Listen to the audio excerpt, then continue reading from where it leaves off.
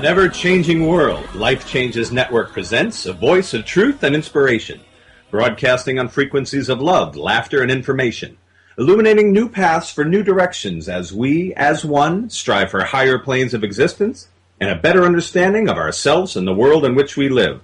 Always remembering, life changes. This is radio like you've never felt before. This is Life Changes with Filippo, with tonight's special guest, Patricia Albere, an internationally recognized pioneer and teacher championing evolutionary relationships. And now, your host, our MC, the master of change, Filippo Voltaggio. Thank you, Mark. I am excited about today's show for many reasons. Number one, because Patricia is our guest on our show tonight. And that's exciting to me because we're going to be talking about something that we haven't talked much about on the show, but is so extremely important, and that is relationships. And it's interesting because lately on the TV, radio, all over the website, we've been hearing a lot about relationships. As a matter of fact, we hear a lot about relationships all the time. You know, it's interesting, but that's everything is relations. Everything is relating or not relating. So it's no wonder we're hearing a lot about it now, but we do hear a lot about it all the time.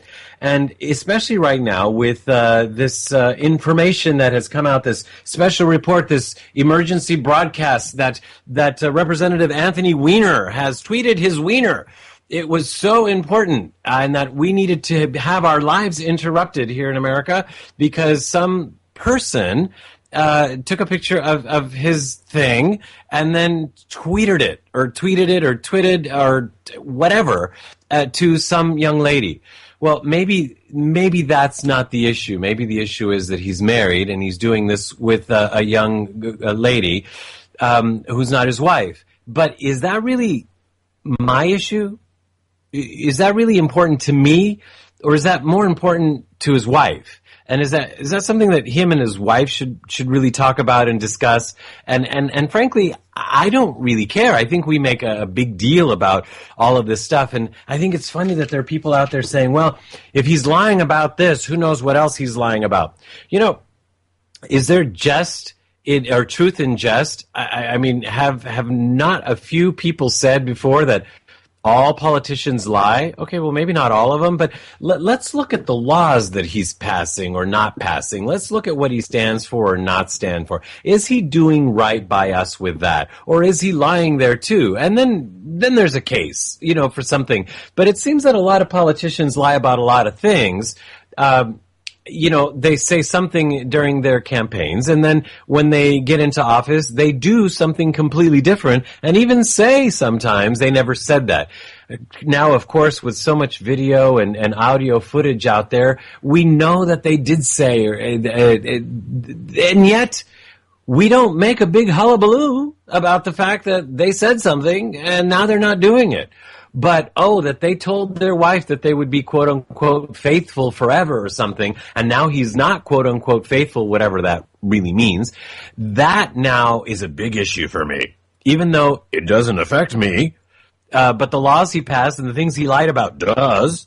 But we're not talking about those. We're just talking about his tweeter or his twit or the whatever. And I think, I don't know. I don't know what to think, because it's not just that. We're bombarded with Arnold Schwarzenegger, who evidently, quote unquote, cheated on his wife. And I'm thinking, this is something between you and your wife. And it's reminiscent of what was going on with Clinton, and that young lady that he did not have sex with, or, define sex, and all that jazz.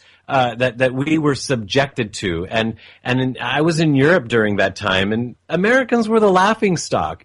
Europeans were saying, "What? You think people don't have sex? You think just because they're presidents they don't have sex? And you think people don't have sex outside relationships?" It's like, where do you people live? In what reality do you live that you're spending so many millions of dollars, if not more, on this? Well, it's because he lied. Well, he lied. Yeah, he did. But I and it's sad, actually, come to think of it. Yeah, he lied. It's sad because there are so many people that are out there saying that you shouldn't have sex outside of this, and you shouldn't do this, and you shouldn't do that. And it's interesting that I'm not saying, I am saying something, but let's see.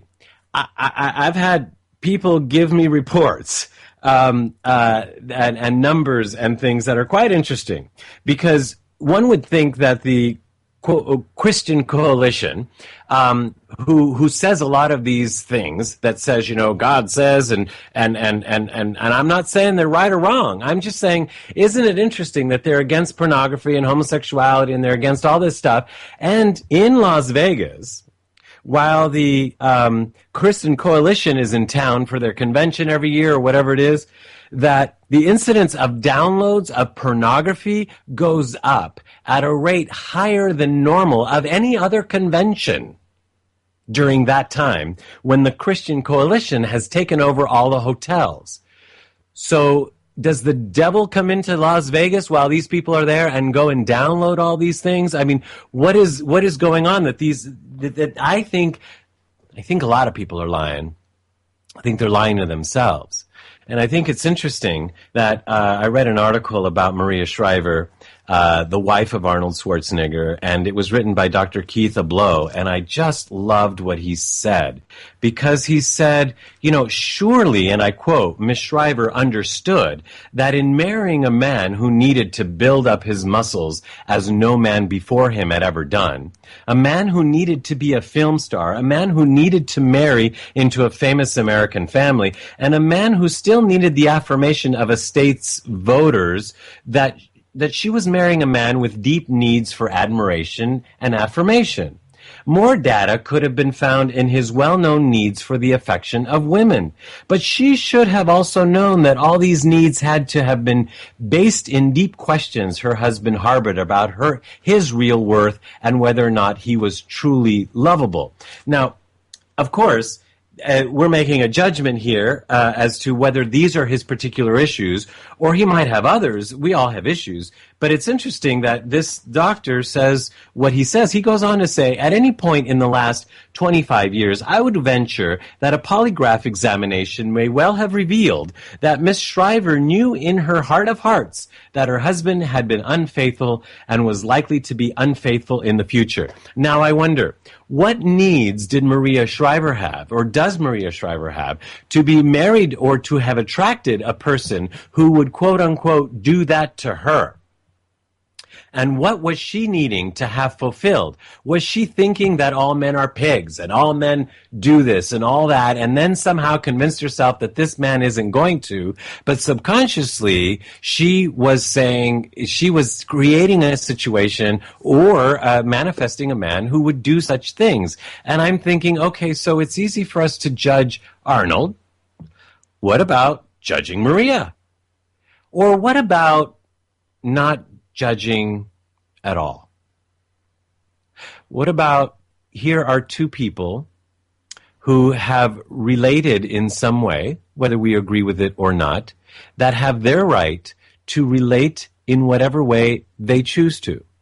And if we want, instead of judging, we could offer them some advice. Like Dr. Abloh said, that this doesn't have to be the end of a relationship. This could actually be the start of the true relationship, where they actually do finally find each other's true center, true heart, and they relate on that level.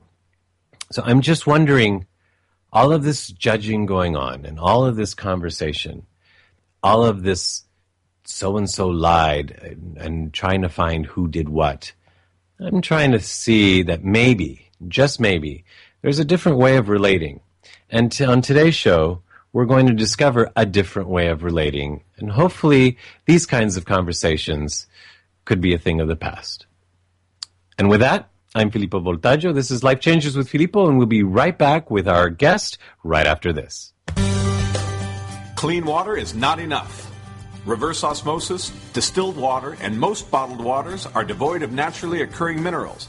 They are acidic, unstructured, and hard to absorb and rob minerals from the body. IonWay's ionizers produce a superabundant supply of powerful antioxidants in each glass. Ionized water has a reduced molecular cluster size and a negative charge, hydrating you up to 6 times better. Water from an IonWays ionizer will help you restore your body to its natural pH balance, boosting your vitality. And ionized water more effectively flushes acidic toxins from within your body. Drink the healthiest water available today. IonWays Water Systems, their water changes everything. To learn more about IonWays Water Systems and how you can own one today, visit our website at lifechangeswithfilippo.com and click on our sponsor page. You are listening to Life Changes with Filippo on the BBS Radio Network with your host, Filippo Voltaggio. You can visit us online via Twitter and Facebook and at lifechangeswithfilippo.com. That's Filippo, Filippo. And we're back. And I am excited to introduce Patricia Albere, who is an internationally recognized pioneer and teacher championing evolutionary relationships in our intimate, social, and professional lives.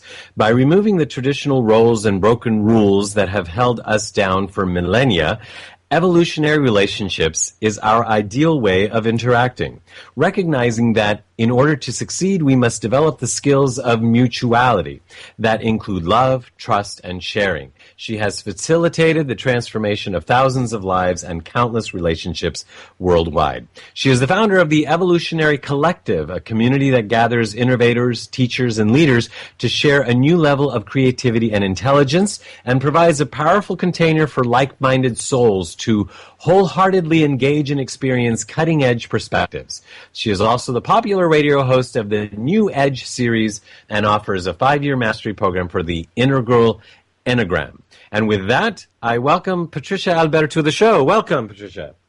Thanks for having me.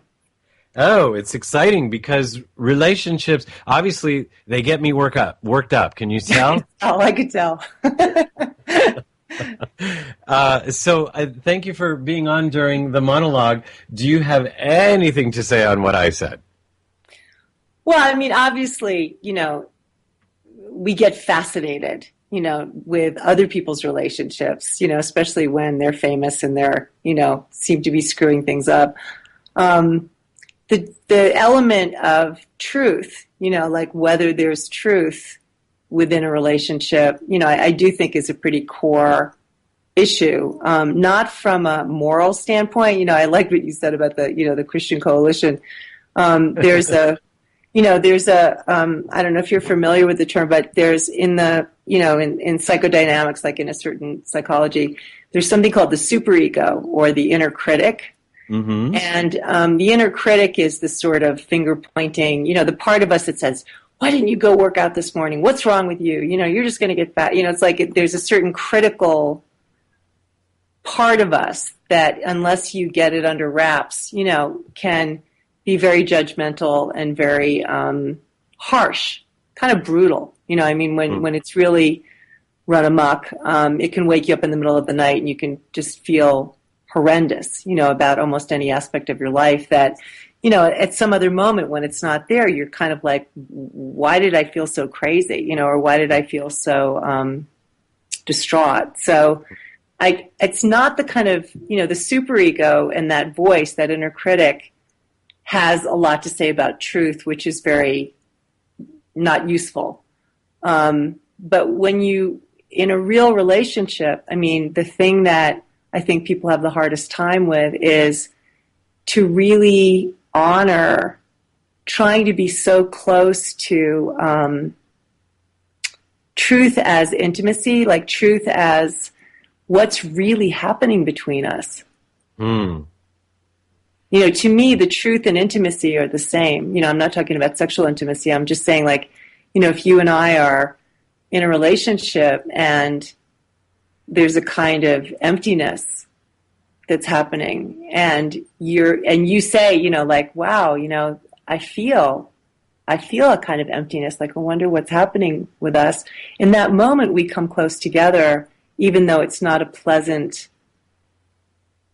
Like we're not in love with feeling empty, but if we're both there with this sort of like, that sometimes that happens in a relationship where it feels kind of flat. Mm-hmm. then if you and I come together and we're willing to kind of explore what's happening with it, usually it starts to change, or it starts to reveal what really is happening. You know, I'm glad to hear you say this, and I'm thinking, you know, to get to that point is such a long road for so many people. Yeah. I did something crazy recently. I put myself on the internet looking for love, and boy, did I take myself out real fast. You know, it's interesting because I noticed that I didn't know the right, quote unquote, way to be, that you're not supposed to invite some people, or you're not, you know, you're supposed to write first, and you don't get, you know, and there's this whole rules. And I thought, wait a minute, what does any of this have to do with love and relating? Yeah. Yeah, I could get that. That would make sense. Or the women, it's like the women. It's like, don't call him until, he calls you, or 5 days later, or let him this, and I'm thinking, wow, that's love. That's the way to start a relationship. Well, we make it so complicated, like for me, I kind of approach it in a simple way. It's simple, but it's hard. Do you know what I mean? I think things that are simple sometimes are harder. There's something that I call the optimizing force, and it optimizes, obviously what's possible in the moment, what's possible for us. So I think in any relationship, any two people come together, there's innately certain possibilities. Just like even if, a man and a woman come together and they make a child, their DNA, that is different than two other people. Right. You can't just, invent anything with, your particular DNA. So in any relationship, it's the same. So if you're willing, instead of having your agenda, a lot of what you get in like the dating stuff is, I want this kind of guy, and I want him to be fun, and he's got to make this much money. And, there's like this whole list of who you have to be for me.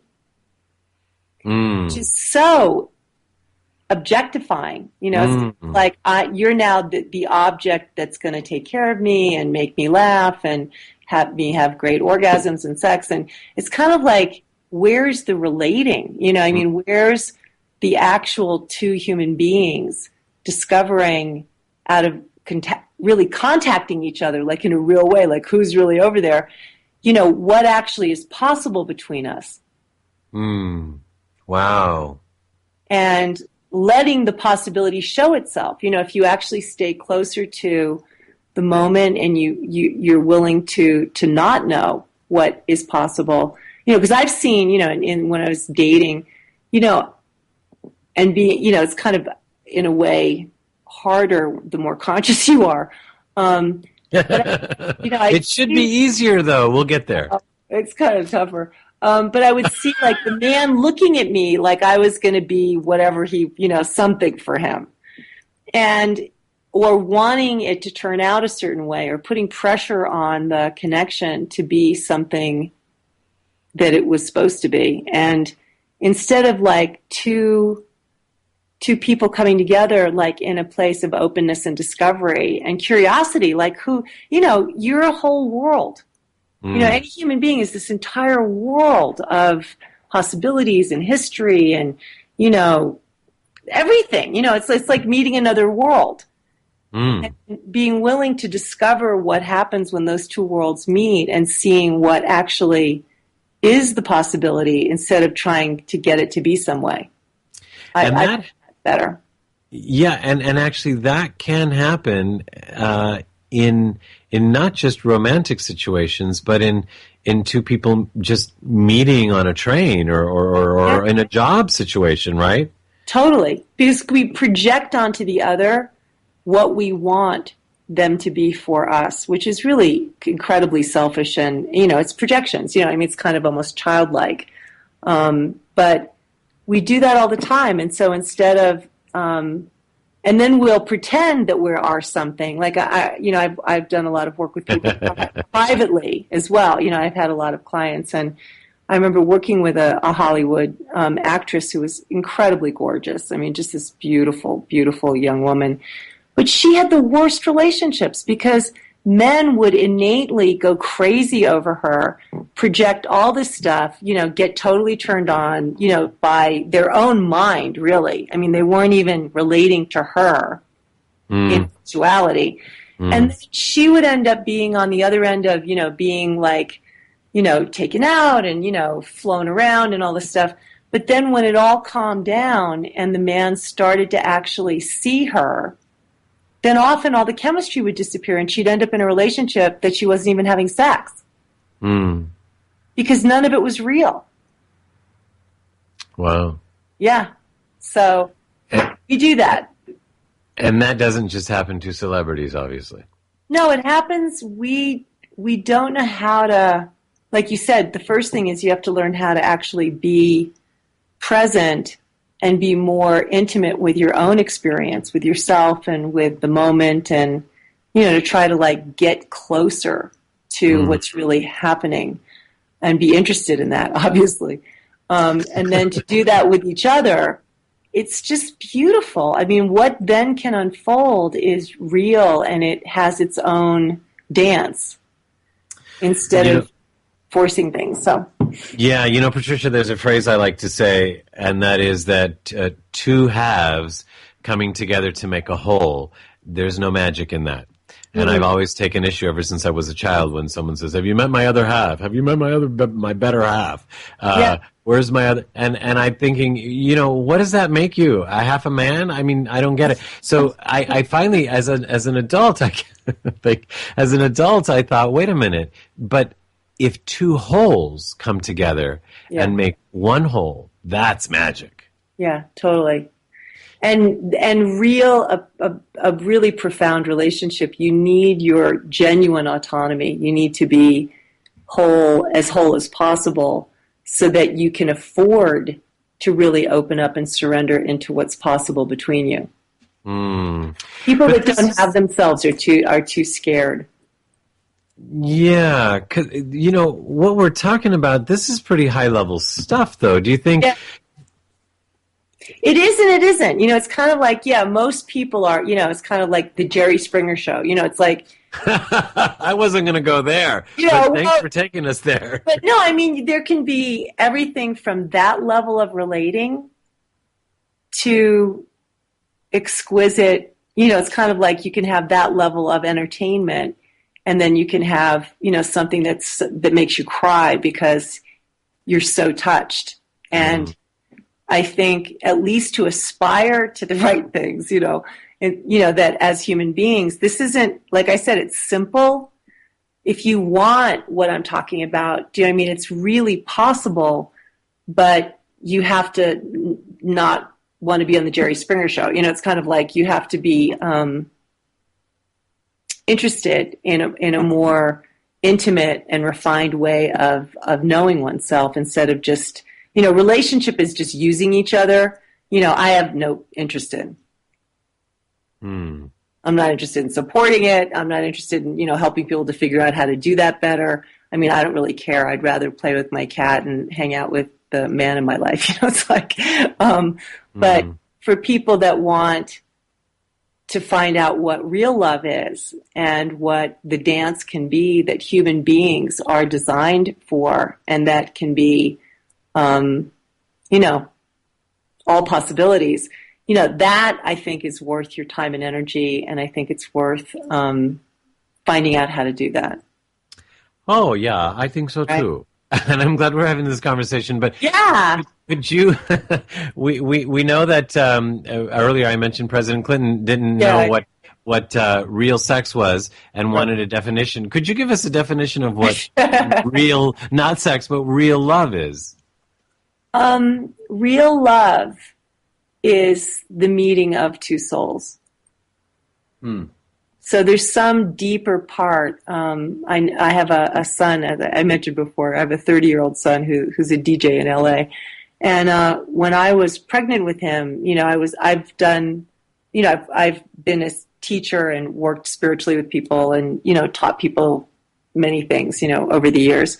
So when I had him, I had already been very involved with working with thousands of people. So I was like fascinated. Like, I'm going to have my own kid. This is amazing. So when he was inside me, I could feel, I was really paying attention to like, who is this that I'm going to meet in a couple of months? Who is this soul? And I could feel him. I could really feel his little, like his particular flavor of who he was. And when he was born, it was him. And it's still him. Do you know what I mean? It's like whoever that, and there are times he loves me, hates me. You know what I mean? It's like, you have the whole journey. But when you're loved, I'm sure that the people that, your true friends and, maybe your parents, the people that really know you and you change and you're good and sometimes you're terrible, but it's kind of like they know who you are. That's love. That place that doesn't depend on whether you're in a good mood or you're being fabulous or not. It's like someone sees you deeply and you feel seen and you feel known. And, I say that that's where love starts. That's just the beginning. Yeah. I mean, I don't consider it love if like I don't feel like someone really can see me. It's like they really know who I am. They're not fooled by whatever particular talent. Maybe I'm really great at something, but that's not who I am. Right? Just because absolutely, yeah. So that's my definition. That's my definition. That's my beginning definition of love. I mean, you even have that with a pet. You sort of like, if you're paying attention, you can really see the individuality and the unique little being that cat is, or that dog, or some little bird or something. It's not generic. It's specific. So I think that's where it starts. And there's an allowance there, not just actually, no, maybe allowance isn't the right word. Like, it's not that you're allowing somebody to be what they are. You're maybe even not honoring, but celebrating exactly as they are. Right. I mean, it's like penetrating to the core, then their behaviors, what they do or don't do, or they get older or sick, or, all of that is just what's added. There's something at the core. And if you can learn how to see that within yourself, to see the core of your own being, and see that in another, then all the other dances that go on, right? It's a deeper rooted place of connection. Yeah. Boy, we're going deep, talking about deeper rooted. This is so great. I'm right there. I'm ready. Yeah. And I love it. I love it. Isn't that what you want? I mean, with the woman in your life, wouldn't you want her to see you so deeply? She loves you. She loves you. It's like, and then you can be a jerk and you can be amazing, and but there's some place where she's got you. Do you know what I mean? She really, loves you. And what I'm feeling here is that we could have this in every relationship we have. Yeah. And that's what I find amazing in this work, is that we can expand. And if we don't have a special person in our lives, that we can actually have this kind of relationship with our mothers, our brothers, our friends, our neighbors, and every moment we can feel that sense of love, and then eventually as well, also with a special someone. What about our cats, our dogs, all of that? And I'd like to know, when we come back, how we get to that, because you're talking about a whole evolution in our traditional love affairs, which obviously this is all what we've been talking about, finding that true love as you defined it. But this evolution requires something about jumping into a quantum field of relating. So I'm looking forward to finding out what that is and how we jump in, because I'm ready to jump in hand and feet. And with that, we're talking to Patricia Albere, who, if you want to learn more about her, you can go to... I wrote it down and then I didn't. Patricia... Yes, please. Evolutionarycollective.com. You said it better than I did. At evolutionarycollective.com. Evolutionary, like evolutionarycollective.com. So we'll be right back to learn more about this quantum field and Patricia Albere right after this.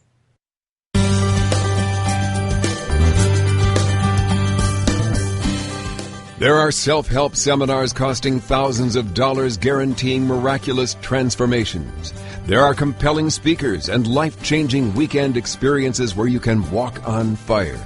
They all deliver revelations that guarantee you'll come back for the more expensive revelations filled with even greater wonder next month on Fiji. We get addicted to positive, heartfelt, expensive theater. What we really need is a jumpstart, an awakening, someone who can give us a reminder that everything we need lies within. Through inspiration and practical knowledge, Dorothy Donahue helps people get grounded and motivated, inspired and energized. It's not just words and affirmations and the power of intention. It's a mindset brought about by a tangible, transcendental experience, an audio-visual, physical, spiritual experience that helps us realize we transform ourselves. We get tools to become the conscious co-creators of lives of unlimited potential. Find out more. Go to DorothyDonahue.com.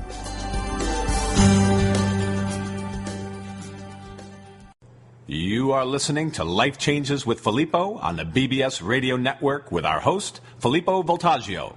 You can hear tonight's show and all our past shows, which include luminaries such as David Wilcock, Mariel Hemingway, Georgios Tsoukalos, Marcy Shimoff, and Shadow Stevens on our archive page at our website at lifechangeswithfilippo.com. That's Filippo, Filippo.com. Remember, you can also connect with us via Twitter and Facebook, and now in our own community at lifechangesnetwork.com, where real people come together to share real life in real time. That's lifechangesnetwork.com. Well, we're back, and we're talking to Patricia Albere, who is an internationally recognized pioneer and teacher championing evolutionary relationships in our intimate social and professional lives. Now, she offers a virtual webinar, which she's starting here in August. It's a 9 weeks course. It's called Evolutionary Relationships, Assessing the Quantum Field of Relating. And to learn more about that, you can go to, obviously, always, lifechangeswithfilippo.com, but you can go directly to her website as well, and that would be evolutionarycollective.com. So, Patricia, before we broke here, we were talking about what true love is, and we were talking about how we connect with that. And you, in your soon-to-be book, you talk about a quantum field of relating. Could we talk about that, please? Yeah, sure. To do the fastest version, right? You know, we're shaped by worldviews. You know, we're born into certain realities, and one of them was the Newtonian physics. You know, that things are separate objects, and the world is sort of like a big machine that the scientists were trying to, you know, figure out by moving different parts. So, in relationship, you know, we have an assumption, you know, we have a particular perspective that we're born into, that we're like two separate objects trying to, like, you know, get along. And we, you know, if I communicate, I send it across to you. You know, it's kind of like I'm in my little car and you're in your car, you're in your bubble, and then I send information across and you roll your window down and accept it and then send me something back. And there's all this quality of separation. Does that make sense? It does. So, and that's normal. I mean, you're born into it, you know, as a baby. You come into a world where everybody sees and feels themselves and the world to be that way. And what the quantum physicists and what, you know, the mystics have known forever, but the quantum physicists have proven is that, you know, when you start studying quantum physics, you find out that, you know, nothing is separate. Everything is completely and utterly connected. And they've done experiments where, you know, if they've taken two particles that were, you know, very strongly connected and they, you know, take them to the opposite side of the universe, when they turn one of the particles right, the other one goes right. When they turn one left, it goes left. They stay completely connected. And instantaneously, I believe it is. Instantaneously, so the quantum field, and if you really think about it, where does your mind begin and mine end? And, it's like, where is the separation really? Everyone listening to this has had experiences where they've experienced the same thing at the same time with someone else. Right. The same thought, the same, occurring, how do you explain that stuff? And what I am, experientially certain of, have experienced this with thousands of people, but in particular, there was a man in my life that, we somehow were in this place for about 4 years straight. This experience of being completely attuned and kind of knowing what was going on in the other person all the time. It was like two particles connected. So what I'm teaching is more, how do you break up that mindset of being so separate? And how do you, as we were saying before the break, get closer to being intimate with your own sense of yourself and the moment. And like you said, for me, it's not about an intimate relationship. I think all relationships can be intimate in that you can feel connected and close and real with people. It could be, someone you work with. But the quantum quality of it is that you start to actually feel that membrane of being really kind of thick and separate start to dissolve, so that your intuition opens up. My fiance and it drives him crazy sometimes, but, like he'll think something and then I'll say it.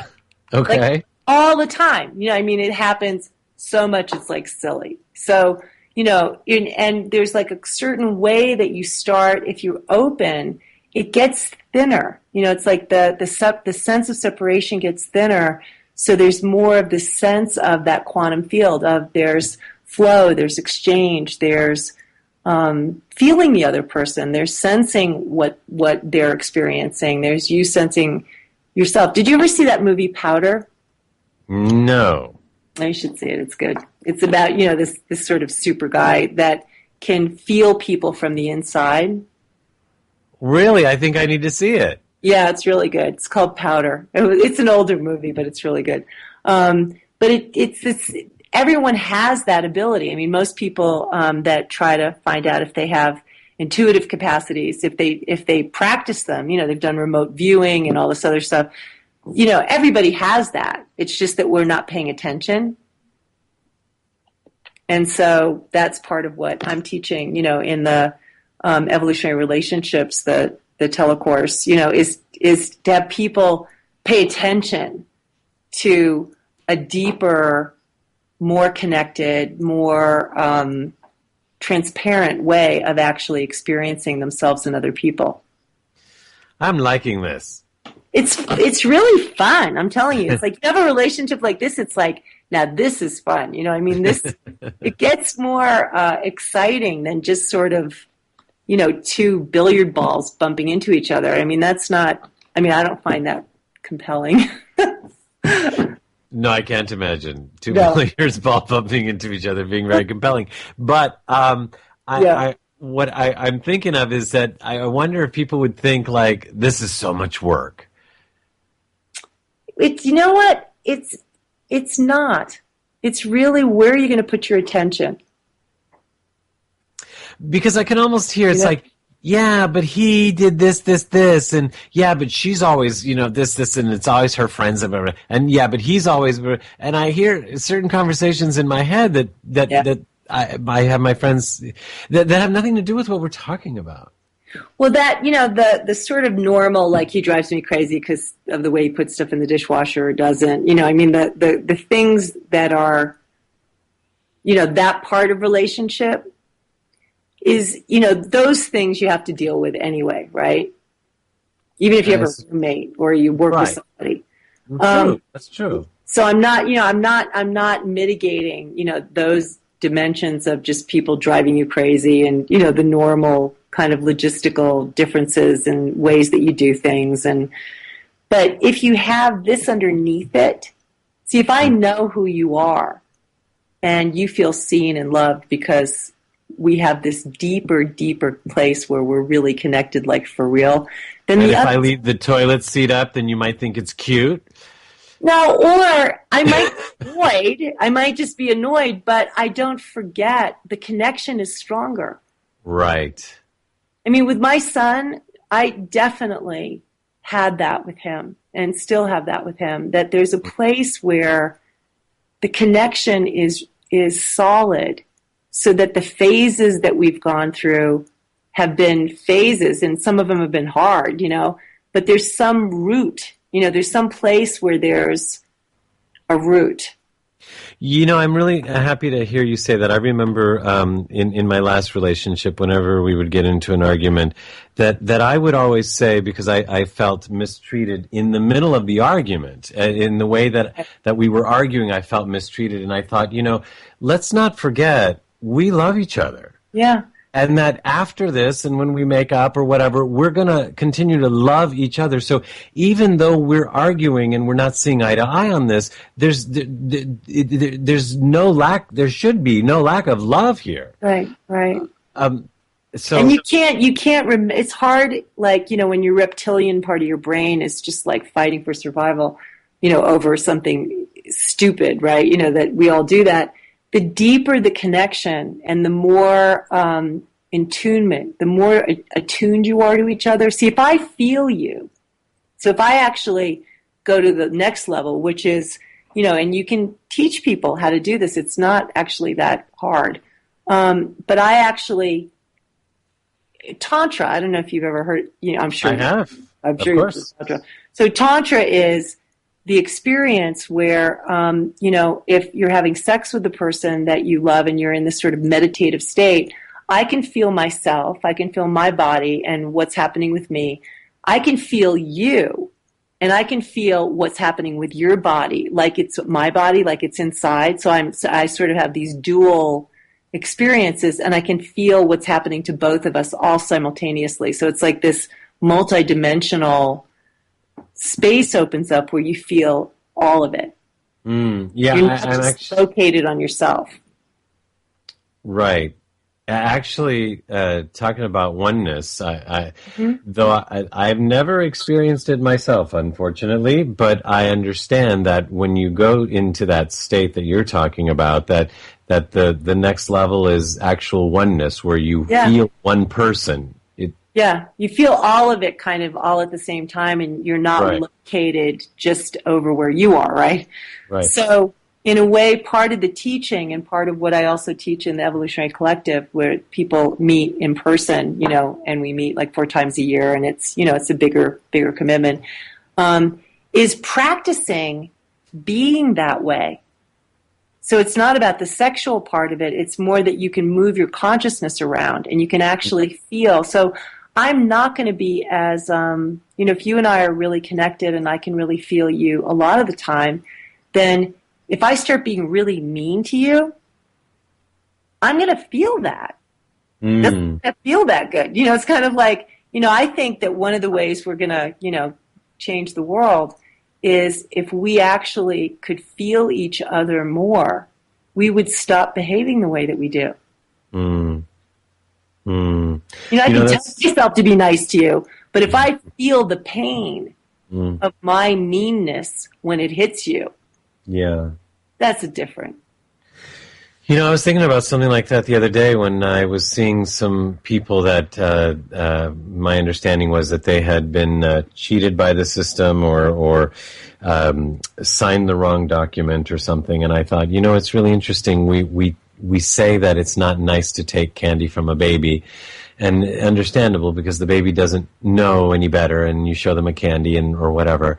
But how about people that are simple people? How about countries that are simple countries or civilizations? And we come around, whether our country or one of our corporations or just an attorney or somebody just comes around and says, well, this person doesn't know better. I can take candy from them. Yeah. Well, it's because we don't feel what we're doing. And, the other thing, a big part of the book that I'm writing has to do with mutuality, and mutuality has to do with mutuality. It's like if there isn't some balance or it doesn't really work for you, then how can it really work for me? Right. That book is Evolutionary Relationships, and we're expecting that here in the new year, right? Yeah, sometime next spring, probably. Well, you're out in Santa Fe, New Mexico, probably enjoying the beautifulness of all that is, and you have other things to do, and you're in a great new relationship, and you're living all of this as well. Yeah, definitely. More power to you. More power to you.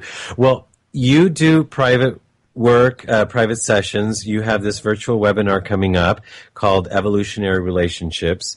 Is it accessing the quantum field of relating? Accessing. Yeah, access. Okay. Right. Access. Right. That's and that's part of what you've been talking to us about, right? Yeah. And if people are interested in the, there are a lot of archives from the New Age series, of this kind of perspective, so if they're like, ooh, what is she talking about? Like, I sort of get it, but I don't really understand it or whatever, right. They listen to more and get a sort of a deeper, richer, sense of what this is about. Well, Patricia, I can tell you that all of our listeners get it. So, but indeed, when she says the New Age series, she's talking about her radio show, and so they could learn more about that and hear that at your website, right? Yeah, sure. And that's evolutionarycollective.com. Now, Patricia, I feel like you've helped us to imagine what a relationship can be between all kinds of people. Mm-hmm. And I've just put some things on my new wish list that you've helped me find in this conversation. Well, here's one more thing to put on there, just for you especially, is when there's less conflict, there's more creativity. And I bet you value that. Mm-hmm. Oh, absolutely. Yeah. Absolutely. I'm a lover, not a fighter. And with that... I get that. Well, good. I'm glad. Well, I get a lot about you, too, and I certainly got and felt you during this interview. I've enjoyed it so much, and I look forward to us connecting. Do you ever come out to L.A.?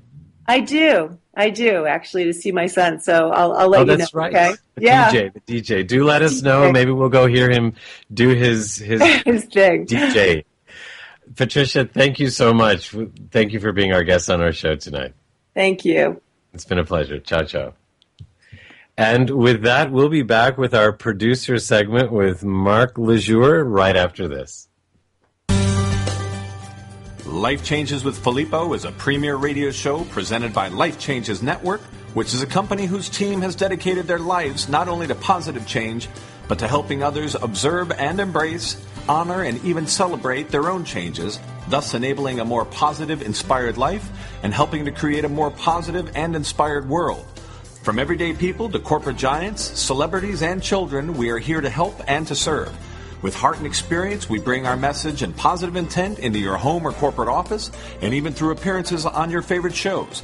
If you wish to learn more about Life Changes Life Coaching and a private consultation with one of us, corporate event appearances, or if you would like us to appear on your radio or TV shows, visit lifechangeswithfilippo.com and click on our representation page.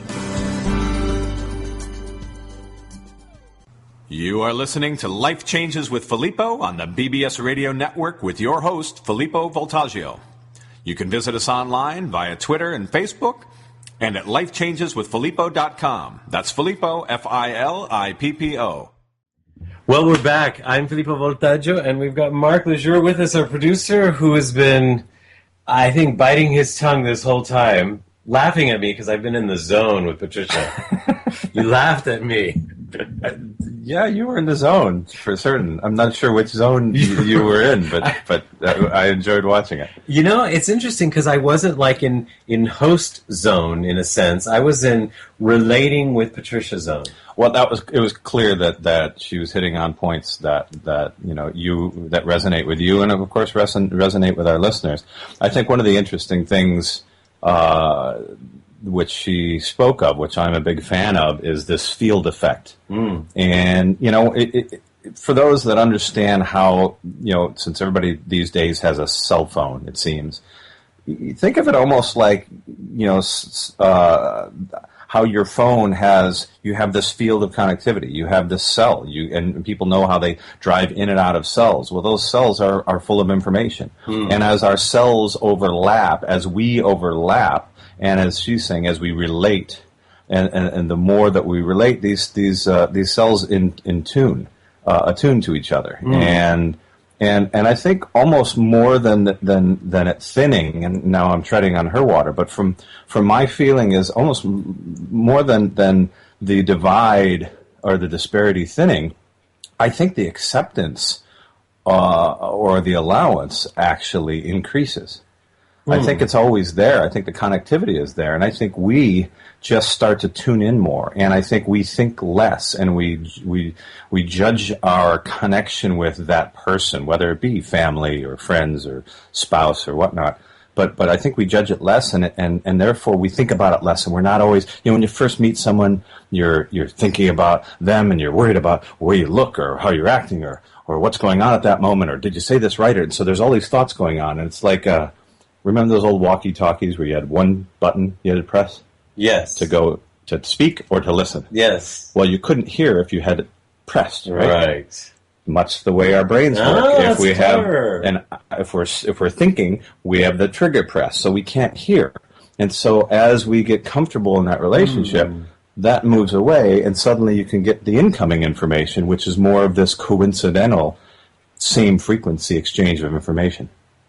I like that. Now, does that also work with cans and a string that detaches them? It does. It sounds just a little bit different, but it works. Wow, I like that. I like that analogy. It's interesting. I actually ended up at the wrong place at the wrong time yesterday. But is there ever such a thing? I went to a meeting that is actually next Sunday, but I went yesterday, and as I got there, I thought, damn, I screwed up again, and I started to get down on myself, and I thought, what if I'm supposed to be here to listen to this? And so I just sat down and heard what was going on, because it was a workshop that I was supposed to meet somebody after a workshop, and there was a workshop going on, and this is what this person was saying, that our feminine intuition is in our gut, and that we need to connect that intuition with our masculine intuition that's in our brain, and the two connect in our heart. Now, where my mind went, of course, I learned a lot, and I was at the right place at the right time, and I'm very grateful for that mistake which got me there, because I wouldn't have gotten unless I believed that.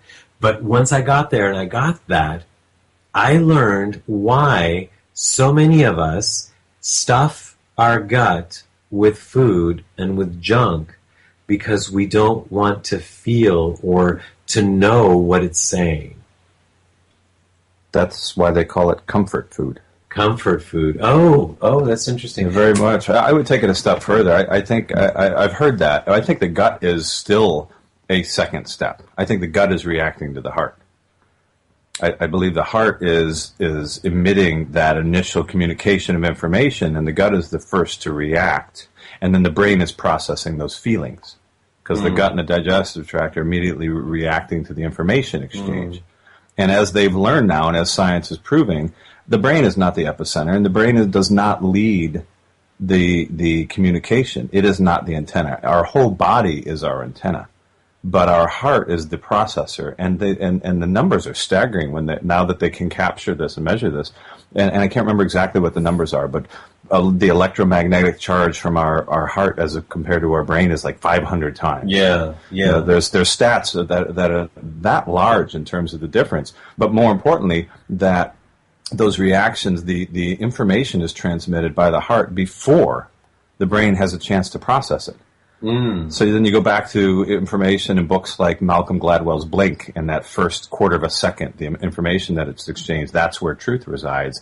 And that's when, and then you start to process it and think yourself through, and the old go with your first answer in the test theory, right? As opposed to start thinking about it.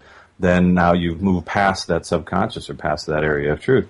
Similar back to what you're saying, though. So, yes, it would make perfect sense that we eat as a response to dull down, to in essence, I guess, manipulate the way our own feelings are, react to the way we're feeling. Right, and actually it would follow that we give our brain excess stimuli so that we're not listening to that as well, from radio, TV, music, whatever, movies, et cetera, we just keep stimulating our brain. Sure. How many times have you been in a discussion that was uncomfortable, or an argument with a family member, and you're in the car, and the first thing you do is turn the radio up? I've never done that. That's so rude. Never done that? I've never done that. Oh, really? Is that? Sure you do. And I guarantee you have. You probably don't remember it because it felt so good. What did you say? I'll have to remember that next time I'm telling you something and we're in the car together. That's interesting. So what are you trying to say with that? Don't bother me. I'm eating. Okay, well, that's interesting because that gets back to what Patricia was saying about relating. Actually, that's just it. Whether we're friends or producers, there's relating. Actually, with we were just talking about this with Dorothy Donahue, our other producer earlier, about how we all relate to each other in what we're doing, and how with Life Changes, that's really such at the core of what we produce, of what comes out. It's core to what we produce, and I was thinking this when Patricia started speaking. I think, there's studies of relation. I have a psychology major, and there's relationships is a study. It's separate from other studies. And I think that's so funny because there really is nothing else. Everything is a relationship to what it is relating to what it is in contact. Even the quantum theory, as she was talking about entanglement, a chair relates to the floor that's sitting on. Oh, there's an energetic relationship between those two because it's only vibration. Wow. And then you take it a step further to what she was saying, which I think is so powerful, about how if we could realize or feel what the other is feeling, yes, how that affects or how that would affect us. Yes. And, it called to mind another author and brilliant scientist, Dr. Bruce Lipton. Right. And, in Biology of Belief, how he describes and compares a single cell and the totality of its system relates directly to the totality of the human body. Right. All the functions, the way it receives and transmits information, and how it relates to those next to it. So then you start thinking about the damaging your own cells, and then how it would affect when you're damaging people you're relating to or things that you're relating to, and how it's affecting the system that you are a member of. That's brilliant, actually. And right now I'm relating to the clock. And the clock is telling us it's an illusion, I know, but that it is time for us to wrap up. And with that, I thank Patricia Albere, and I thank you, Mark, and I thank Dorothy. And on behalf of Dorothy and Mark and myself, we thank all of you for being part of this world, part of the positive changes we all wish to see in this world. Ciao, everyone. You have been listening to Life Changes with Filippo, with the Master of Change, Filippo Voltaggio. Listen live every Monday night at 7 p.m. Pacific Standard Time on the BBS Radio Network, and visit us online at lifechangeswithfilippo.com. That's Filippo, Filippo. Today's show has been made possible in part by our sponsors, Ionways Water Systems, Change Your Water, Change Your Life, and Love and Miracles with Dorothy Lee Donahue.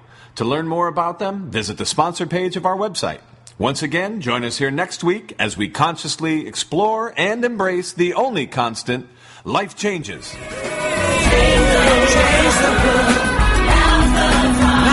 the time.